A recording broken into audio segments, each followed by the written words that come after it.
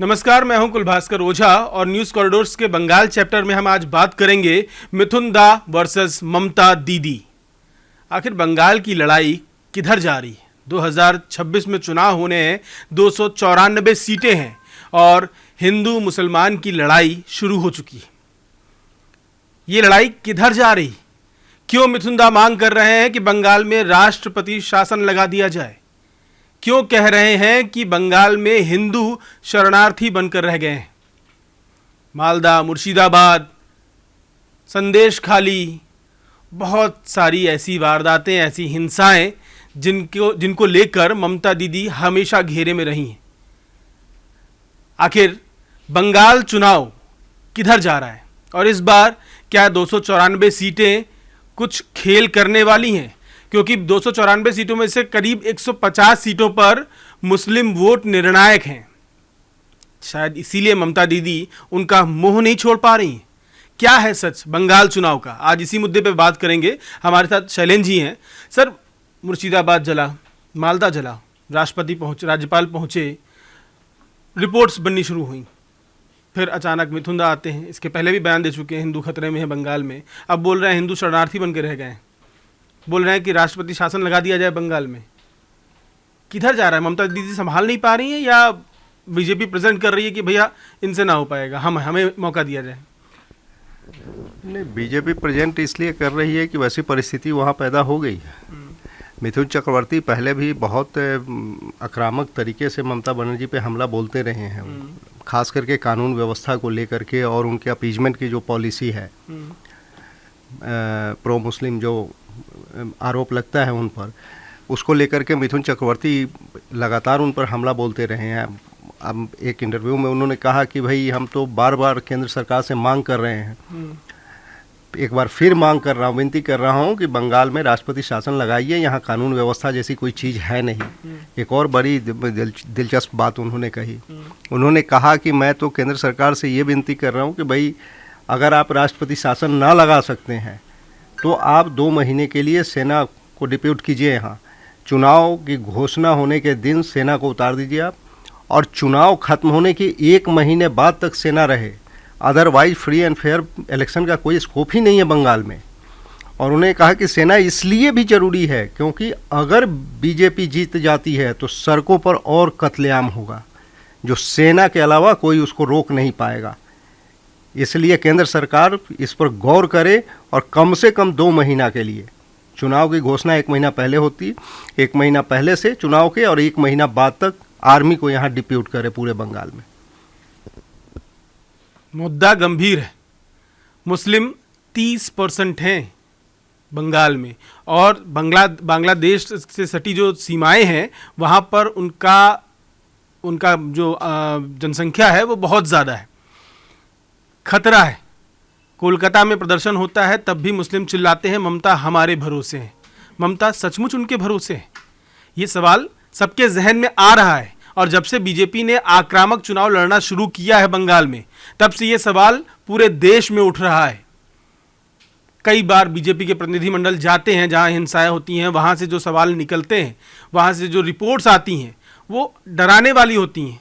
अभी भी मुर्शिदाबाद में जो घर जलाए गए, जहाँ पे बवाल हुआ, वहाँ के लोग सड़कों पर राहत शिविरों में हैं और कुछ लोगों को तो राहत शिविर भी नहीं मिले, सड़कों पर हैं पूरा का पूरा परिवार। और मैं एक रिपोर्ट देख रहा था, मुर्शिदाबाद में घर चिन्हित किए गए, हिंदुओं के स्याही से घर चिन्हित किए गए थे कि ये घर जलाने हैं। क्या हो रहा है बंगाल में? क्या चुनावी राजनीति देश से बड़ी हो चुकी है? क्या जीत केवल और केवल किसी को भी मारो, किसी को भी काटो, केवल जीत मायने रखती है? देश कहाँ है? जनता कहाँ है? लोकतंत्र कहाँ है? क्या सच्चा चुनाव बंगाल में हो रहा है? ममता दीदी पर सवाल उठते रहे। इस बार क्या हो रहा है शैलेंद्र जी? बड़ा मन में अच्छा, मिथुन जी तो मान लीजिए आक्रामक हैं, खुद कलाकार रहे हैं तो कलाकारी भी कुछ ना कुछ उनको आती है। मिथुन जी को छोड़ दीजिए, मिथुन दा को छोड़ दीजिए, तो बंगाल की असली सच्चाई क्या है? अभी आपको क्या लगता है? जैसे आप लेफ्ट के शासन से देख लीजिए, लेफ्ट का शासन था तब भी हिंसाएं बहुत आम थीं। ममता दीदी आई, वो भी हिंसाओं के साथ ही आई। अब बीजेपी वहाँ फाइट कर रही है, अच्छा वोट शेयर उसका वहाँ पर हो चुका है, तो अब ममता दीदी को डर लग रहा है कि मेरी कुर्सी हिल रही है, अगर बीजेपी ये एक तरफा हिंदू वोट ले गई तो मेरी कुर्सी हिल जाएगी, ऐसा लग रहा है आपको? बिल्कुल लग रहा है उनको। और आप अभी चर्चा कर रहे थे कि क्या मुस्लिम वोट बैंक के भरोसे ममता बनर्जी, तो हैं, बिल्कुल हैं उसके भरोसे, इसमें कहीं कोई दो राय नहीं है। जितना मुस्लिम वोट है एक मुश्त ऑलमोस्ट 30% के आसपास है। हाँ, जो भी वोट है उनका वो मैक्सिमम वोट ममता बनर्जी को पड़ता है। और बंगाल में पहले भी हिंसा होती रही है। ममता बनर्जी जब वहाँ अपनी जगह बनाई तो उनको भी उसी तरह की हिंसा का सामना करना पड़ा जिस तरह आज बीजेपी को करना पड़ रहा है वहाँ पे। ममता बनर्जी जब एक बार पूरे सत्ता में आ गई, लेफ्ट आउट हो गया एक तरह से चुनावी पॉलिटिक्स से, उसके बाद ममता बनर्जी का भी चरित्र वही हो गया जो लेफ्ट वालों का था। वही सीख कर राजनीति में आई थी इसलिए ऐसा हुआ? नहीं, उसमें तो कई वजहें थी। एक वजह तो ये थी कि लंबे समय तक उनका कोई स्ट्रॉन्ग अपोजिशन नहीं था, तो फिर उनको इस बात की चिंता नहीं थी कि भाई हम जो करेंगे वो उस पर कोई बहुत ज़्यादा सवाल उठने वाला है, चाहे बहुत परेशानी होने वाली है। दूसरी बात ये भी कहा जाता है कि भाई तृणमूल कांग्रेस के वर्कर कौन बने, इसमें बड़ी संख्या ऐसे लोगों की है जो पहले लेफ्ट के वर्कर थे, सत्ता बदली, उन्होंने पाला बदल लिया, वही लेफ्ट वाले लोग तृणमूल के कार्यकर्ता बन गए, तो उनका कैरेक्टर नहीं बदला, सिस्टम ऑलमोस्ट वही रहा, उसी तरह का सिस्टम रहा। अब ममता बनर्जी को बहुत ज़बरदस्त चुनौती मिल रही है बीजेपी से। ममता बनर्जी की चिंता बढ़ना स्वाभाविक है, और वो किसी भी सूरत में उनको मालूम है कि भाई बंगाल का हिंदू समाज जो है, बड़ा तबका जो, वो बहुत नाराज़ है उनसे, उनकी पॉलिसीज़ को लेकर के। दूसरी तरफ क्या है, लेफ्ट पार्टी की बात करें, कांग्रेस की बात करें, इवन असदुद्दीन ओवैसी की बात, ये सबकी नज़र किस पे है? मुस्लिम वोट पे है। तो ममता बनर्जी उन लोगों को ज़रा भी स्पेस नहीं देना चाहती कि वो मुस्लिम वोट बैंक में कोई सेंधमारी करें, और यही वजह है कि इतनी हिंसा के बावजूद, वन साइडेड हिंसा है, जहां हिंदू लोगों पर चुन चुन के हमले किए गए, घरों को जलाया गया, लूटपाट की गई, महिलाओं के साथ बदसलूकी हुई, लेकिन उनको बोलने में डर लग रहा है कि कहीं ये नाराज़ होकर के कहीं कांग्रेस की तरफ न शिफ्ट हो जाए या किसी और की तरफ न शिफ्ट हो जाए, फिर उसके बाद हमारा क्या होगा। और इस डर की वजह से मुझे जो समझ में आ रही कि ममता बनर्जी चुप्पी साध के बैठी हुई हैं, कोई फ़र्क नहीं पड़ता उनको कानून व्यवस्था का।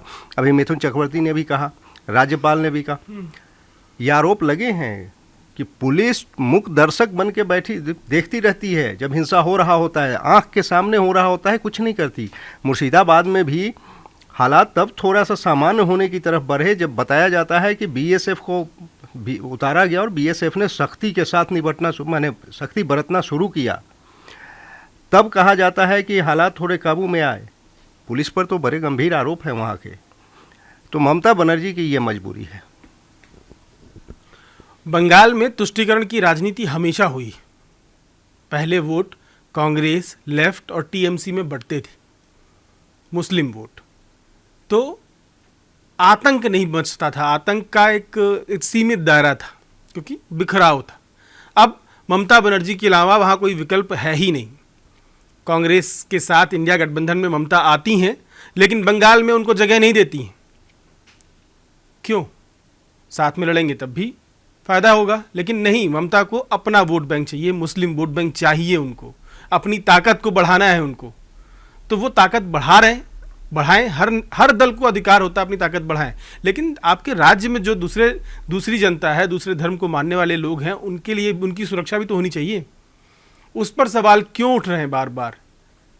बड़ा सवाल है। तो आपको क्या लगता है कि बंगाल में राष्ट्रपति शासन लगना चाहिए? मिथुन दास सही बोल रहे हैं? अपनी राय हमें कमेंट करके बताएं। बंगाल का जो भी अपडेट होगा हम आपके साथ लेकर, आपके सामने लेकर हाजिर होंगे। न्यूज़ कॉरिडोर्स आप हमें YouTube पर, Instagram पर, X पर और Facebook पर फॉलो कर सकते हैं।